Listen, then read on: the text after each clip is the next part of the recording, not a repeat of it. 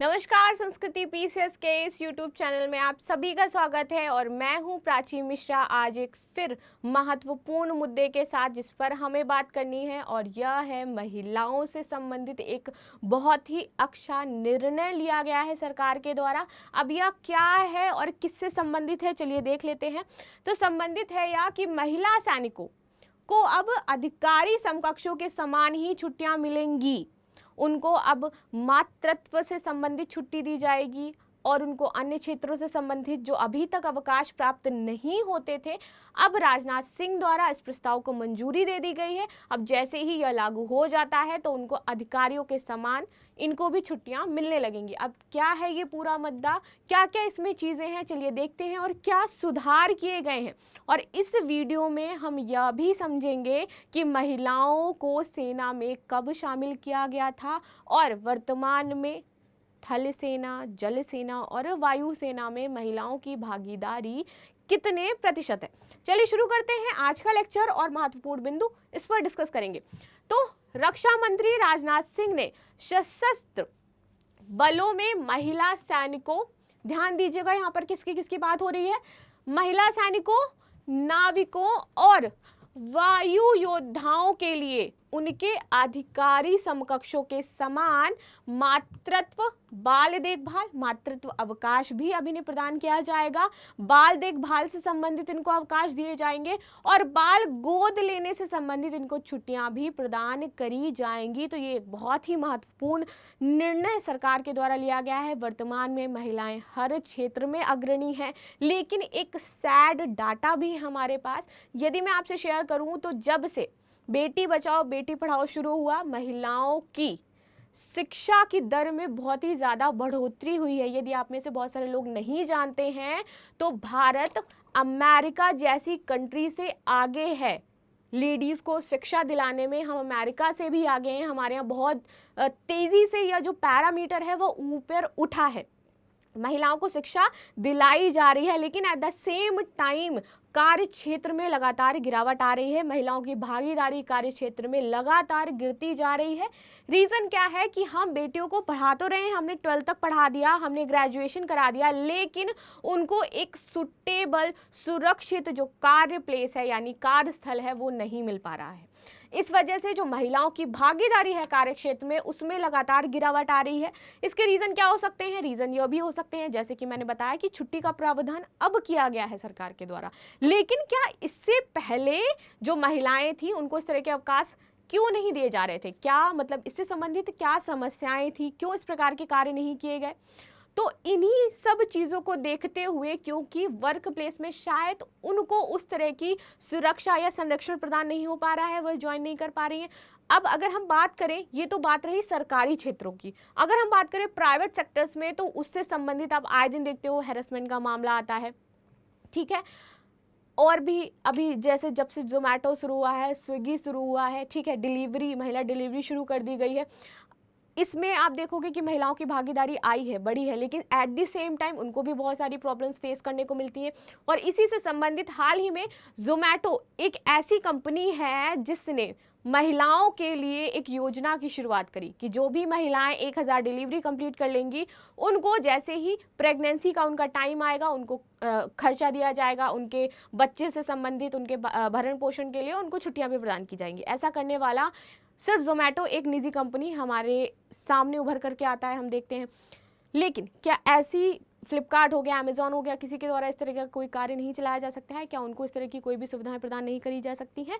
तो यही बात आती है कि हम पढ़ा तो रहे हैं, हमने पढ़ा दिया और हमारे लिए पढ़ाना 12th एंड बी हो गया, बीए करा दिया, मतलब हमारा कंप्लीट हो गया, लेकिन हम उन्हें कोई स्किल नहीं दे रहे हैं। तो एट द सेम टाइम हम पढ़ा रहे हैं, पढ़ाते जा रहे हैं, लेकिन जब बात आती है जॉब की, जब बात आती है नौकरी की, जब बात आती है आत्मनिर्भर बनने की, जब बात आती है फाइनेंशियली इंडिपेंडेंट होने की, तब महिलाएं अभी भी बहुत पीछे हैं और पैराग्राफ जो है वो लगातार गिरता जा रहा है। यदि आपको बिलीव नहीं है तो आप आंकड़े जाकर के देख सकते हैं कि महिलाओं की कार्य क्षेत्र में भागीदारी में लगातार गिरावट दर्ज की गई है, ठीक है।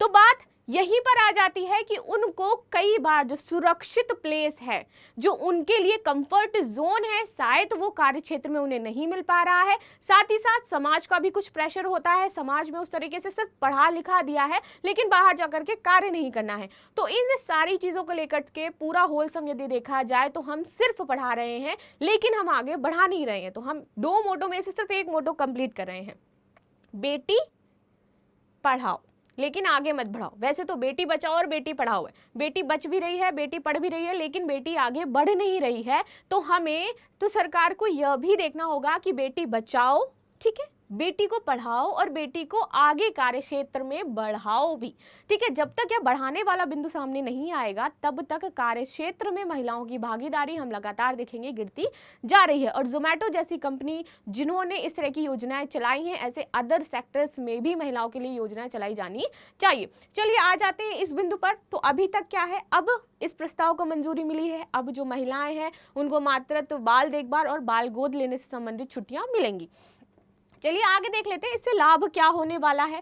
तो यह निर्णय सशस्त्र बलों में क्या करेगा, समावेशी भागीदारी, यानी कि एक समानता को यहाँ पर प्रदर्शित किया जा रहा है, समावेशी भागीदारी दृष्टिकोण के अनुरूप होगा। साथ ही साथ सशस्त्र बलों से संबंधित महिला विशिष्ट पारिवारिक और सामाजिक मुद्दों से निपटने में काफी सहायता मिलेगी। और इसी बिंदु की मैं बात कर रही थी कि महिलाएं पढ़ तो लेती हैं लेकिन जब बात आती है कार्य की तो कई बार समाज से उनका तालमेल नहीं बैठता, कई बार परिवार से तालमेल नहीं बैठता, उनको परिवार, घर और अपनी नौकरी दोनों ही देखनी पड़ती है, ठीक है। और समाज को इंक्लूड कर दूं तो तीनों में ही बैलेंस बनाना पड़ता है। तो कई बार इस वजह से वो जो है अपना कदम पीछे हटा लेती हैं, कार्य क्षेत्र में आगे नहीं बढ़ पाती हैं। तो यही महिला विशिष्ट पारिवारिक और सामाजिक मुद्दों से निपटने में भी इससे काफी उनको सहायता मिलेगी।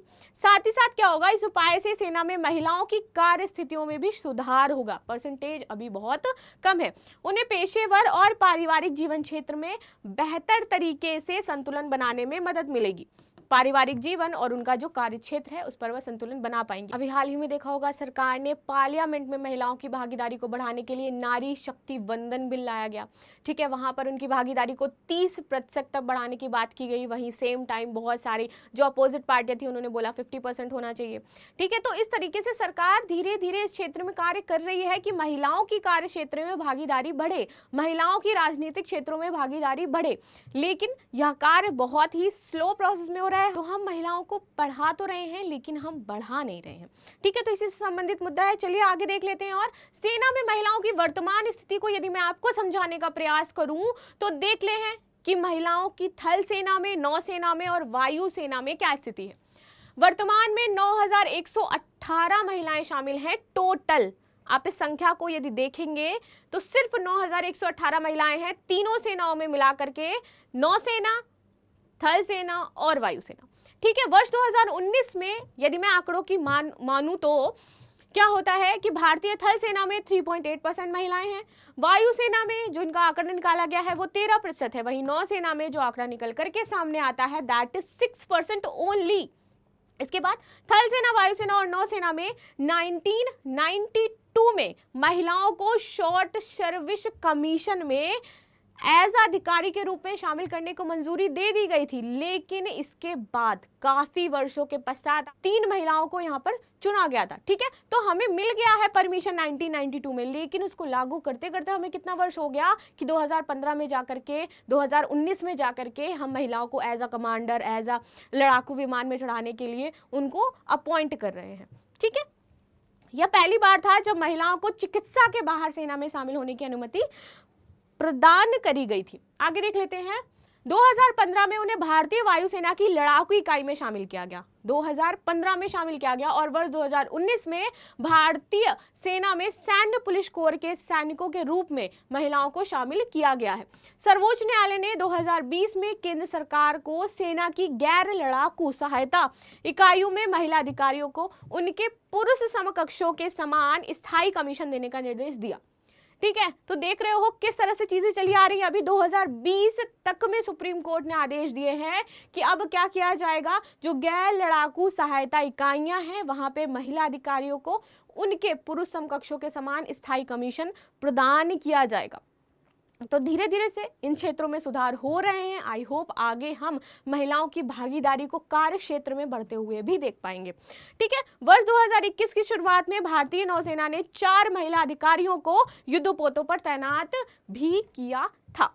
ठीक, चलिए, तो ये तो थी आज की बातें, ये थी आज का मुद्दा जो मैंने आप सभी के साथ डिस्कस किया कि वर्तमान में महिलाओं की क्या भागीदारी है, किस प्रकार से सरकार कार्य कर रही है, और ये जो सेना के द्वारा निर्णय लिया गया है यह किस हद तक सफल होने वाला है। इससे महिलाओं की नो डाउट भागीदारी बढ़ने वाली है समाज में, और साथ ही साथ परिवार में वो अपना संतुलन भी बना पाएंगी। तो ये थी महत्वपूर्ण मुद्दे, लेकिन साथ ही साथ में सारी जिम्मेदारी सिर्फ और सिर्फ सरकार की नहीं होती है कि वह आपको आत्मनिर्भर करे, ना ही आप सिर्फ और सिर्फ समाज की सुने, लेकिन यदि आप स्वयं का विकास करना चाहती हैं, स्वयं को आगे बढ़ा जाती हैं, या उन महिलाओं के लिए है जो वह सोचती हैं कि नहीं वह इस प्रकार से कार्य नहीं कर सकती हैं, तो उनके लिए है कि सब कुछ सरकार आपके लिए नहीं करेगी, आपको अपने लिए स्वयं कदम उठाने पड़ेंगे। कई बार ऐसी सिचुएशन भी आती है जहां आपको समाज के खिलाफ जाकर के खुद को प्रूव करना पड़ेगा। तो यदि ऐसी सिचुएशन आए तो अपने आप को जरूर से जरूर उस स्थिति में संभाले रखें, स्टेबल रखें, और अपने आप को प्रूव करें कि एज अ वुमेन मैं यह कार्य कर सकती हूँ। ईगो पे नहीं लेना, ईगो पे लेकर के आप कार्य हमेशा खराब करते हो। पॉजिटिव वे में लेकर के आप उसको समाज के सामने प्रस्तुत करें कि यह ऐसा है और इस प्रकार से मैं यह कार्य कर सकती हूँ और मैं इसमें सक्षम हूँ। ठीक है, तो उससे क्या होगा कि आप जो कार्य कर रहे हो और जो समाज आप पर थोपना चाह रहा था, तो आप उसको प्रूव करने में सक्षम है कि आप यह कार्य कर सकती हैं। नेक्स्ट टाइम से शायद आपको देख करके और 3-4 लोग उससे मोटिवेट हों और वो उस क्षेत्र में आगे बढ़े, चाहे वो कोई भी क्षेत्र हो, कार्य से संबंधित हो, चाहे वो पढ़ाई से संबंधित हो, आपको उसमें आगे स्वयं आना पड़ेगा। ठीक है, तो यह था आज का मुद्दा जो मैंने आप सभी के साथ डिस्कस किया। मिलते हैं नेक्स्ट क्लास में, तब तक के लिए धन्यवाद। लाइक शेयर सब्सक्राइब करना बिल्कुल भी ना भूलें।